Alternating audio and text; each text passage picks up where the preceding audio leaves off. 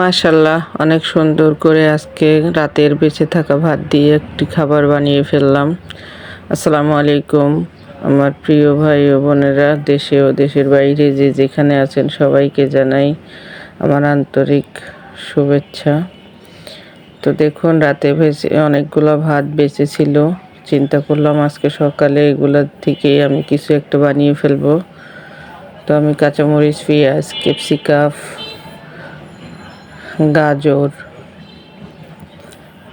এগুলোকে দিয়ে ভালো করে ভাতগুলোকে আমি আবার নতুনভাবে রান্না করতেছি।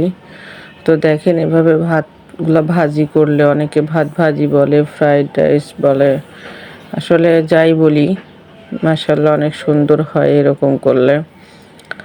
আর খাবার যেভাবেই আমরা তৈরি করি না কেন, সেটা মজা হয়।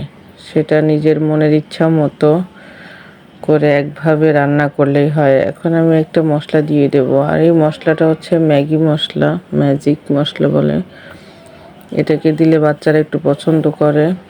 আর যেহেতু আমার মেয়েরা ছুটিতে বাসায় আসছে, এই জন্য ওদের পছন্দ মতো করে দিলাম।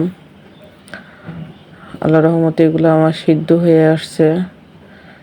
গাজর আর ক্যাপসিকাম এটা সিদ্ধ হয়ে গেলে তারপরে যা করতে হবে, এর মাঝখানে সবগুলো সরিয়ে জায়গাটা আমি ফাঁকা করে একটা ডিম দিয়ে দিলাম। ডিমটাকে মাঝখানে দিয়ে এটাকে আমি নাড়াচাড়া দিয়ে নেব।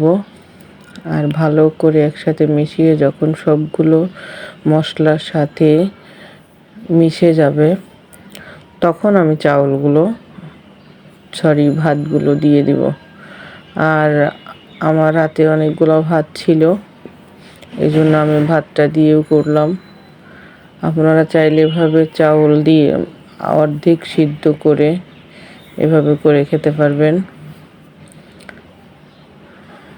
অনেকটা মজা হয়। ছোটবেলায় আমার মা এভাবে বাড়িতে আগে ভাত ভাজি বলতো। আমাদের দেশে শীতের দিনে ভাত থাকলে এভাবে ভাজি করে দিত, শুধু তেল, পেঁয়াজ, মরিচ দিয়ে। অনেক মজা করে চুলার পাশে খেতাম।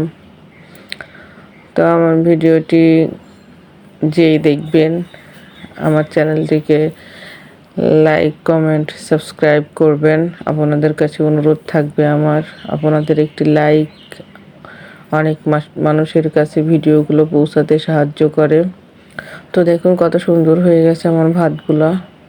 আর আমি যেহেতু ভাতটা খাওয়ার পরে ভিডিওটা দিচ্ছি, অনেক মজা হয়েছে মাশাআল্লাহ। অনেক সময় অনেক ভালো কিছু দিয়ে রান্না করেও ভাত তৃপ্তি ভরে খাওয়া যায় না, কিন্তু এভাবে করে খেয়ে দেখবেন, বাচ্চারা অনেক পছন্দ করে। আপনারা সবাই আমার জন্য দোয়া করবেন। যে যেখানেই থাকেন ভালো থাকবেন, সুস্থ থাকবেন এই কামনা করি। আর আমার জন্য দোয়া করবেন। আল্লাহ হাফেজ।